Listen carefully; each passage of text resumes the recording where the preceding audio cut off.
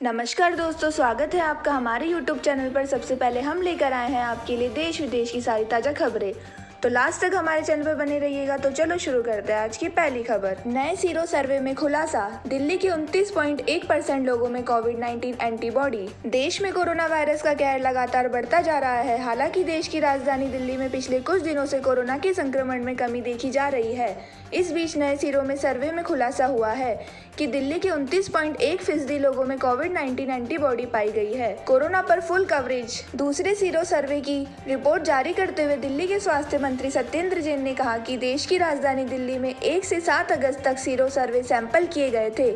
इसके मुताबिक 29.1% लोगों में इस बार कोविड-19 एंटीबॉडी पाई गई है। दिल्ली की आबादी लगभग 2 करोड़ है, जिसमें से 15,000 सैंपल लिए गए थे। कोरोना कामाडोज का हौसला बढ़ाए और उन्हें शुक्रिया कहे। तो दोस्तों, स्वास्थ्य मंत्री सत्येंद्र जैन ने बताया कि दूसरे सीरो सर्वे में 28.3% पुरुषों और 32.2% महिलाओं में एंटीबॉडी पाई गई है। वहीं 60 लाख लोगों में एंटीबॉडी बन गई है। इससे पहले पहला सीरो सर्वे एनसीडीसी के तहत हुआ था, जिसमें करीब 23.48% लोगों में एंटीबॉडी पाई गई थी।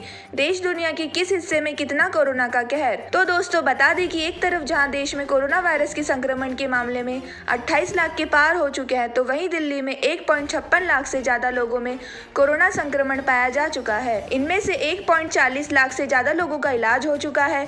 इसके अलावा दिल्ली में अब 11,137 एक्टिव केस कोरोना के हैं। इसी के साथ दोस्तों, चलते हैं आज के अगले मुख्य समाचार की ओर। जयपुर कांग्रेस दफ्तर पहुंचे पायलट, अचानक कैंसिल हो गया था गहलोत का आना।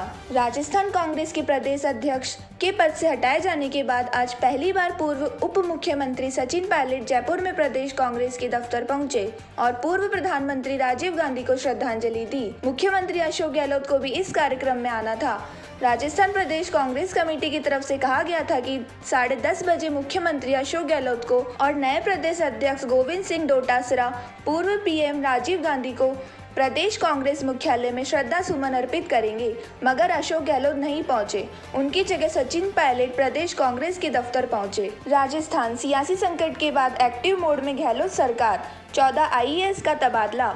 सचिन पायलट के आने के साथ ही सीएम अशोक गहलोत के लिए जो पुलिस बल और पुलिस रूट लगा था, उसे हटा लिया गया।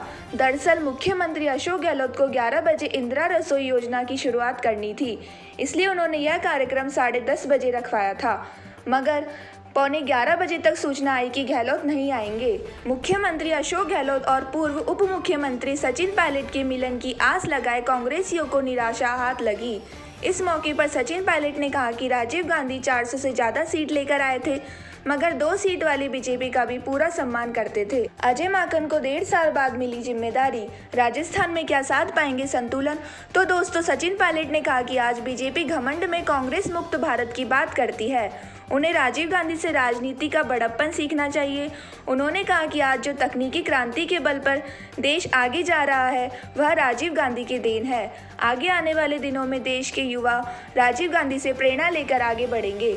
इस मौके पर प्रदेश कांग्रेस के प्रदेश अध्यक्ष गोविंद सिंह डोटासरा ने कहा कि राजीव गांधी अपने देश में सूचना क्रांति शुरू की थी, जिसकी बदौलत आज देश नई ऊंचाइयों पर पहुंच रहा है। इसी के साथ दोस्तों, चलते हैं आज के अगले और आखिरी मुख्य समाचार की ओर। अब आईआरसीटीसी की अपनी और हिस्सेदारी बचेगी, मोदी सरकार, शुरू हुई तैयारी। मोदी सरकार अब Indian railway catering and tourism corporation में अपनी और हिस्सेदारी बेचने की तैयारी कर रही है। यह बिक्री नरेंद्र मोदी सरकार के उस महत्वाकांक्षी योजना की हिस्सा होगा, जिसके तहत इस वित्त वर्ष यानी 2020 और 2021 में विनिवेश से सरकार 2.21 लाख करोड़ रुपए जुटाना चाहती है। किस तरह होगी बिक्री। तो दोस्तों, गौरतलब है कि पिछले साल आईआरसीटीसी का आईपीओ आने के बाद वैसे ही इसमें सरकार की हिस्सेदारी घटकर 87.40% रह गई थी। सीएनबीएसई की आवाज की एक रिपोर्ट के अनुसार विनिवेश विभाग ने आईआरसीटीसी के हिस्सेदारी बेचने के लिए मर्चेंट बैंकर और सेलिंग ब्रोकर की नियुक्ति शुरू कर दी है। यह बिक्री ओएफएस के द्वारा की जाएगी। ओएसएफ के लिए भी pre bid meeting offer for sale यानी ओएफएस रूट के द्वारा कोई लिस्टेड कंपनी एक्सचेंज प्लेटफॉर्म पर खुद ही शेयर बेचती है। यह एक विशेष विंडो है जिसकी सुविधा सिर्फ टॉप 200 कंपनियों को ही मिलती है। इसमें कम से कम 25% शेयर म्यूचुअल फंड यानी बीमा कंपनियों जैसे संस्थागत निवेशकों के लिए रिजर्व रखने होते हैं। पहले 100% थी हिस्सेदारी। तो दोस्तों, शेयर बाजार में सूचीबद्ध कंपनियों के प्रमोटर्स अपनी हिस्सेदारी को कम करने के लिए इसका इस्तेमाल करते हैं। मतलब यह है कि सितंबर 2019 में आए IPO के द्वारा सरकार ने IRCTC में एक अपनी हिस्सेदारी 12.6% घटा दी थी। पहले रेलवे के द्वारा सरकार की इसमें 100% हिस्सेदारी थी। IRCTC भारतीय रेलवे की सहायक कंपनी है। IRCTC ट्रेनों में सफर करने वाले लोगों को ऑनलाइन टिकटों की बुकिंग के साथ ही यात्रा के दौरान भोजन आदि की व्यवस्था करती है। इसके अलावा इस कंपनी द्वारा देश में प्राइवेट ट्रेनों का संचालन भी किया जाता है। तो दोस्तों, यह थे आज के मुख्य समाचार।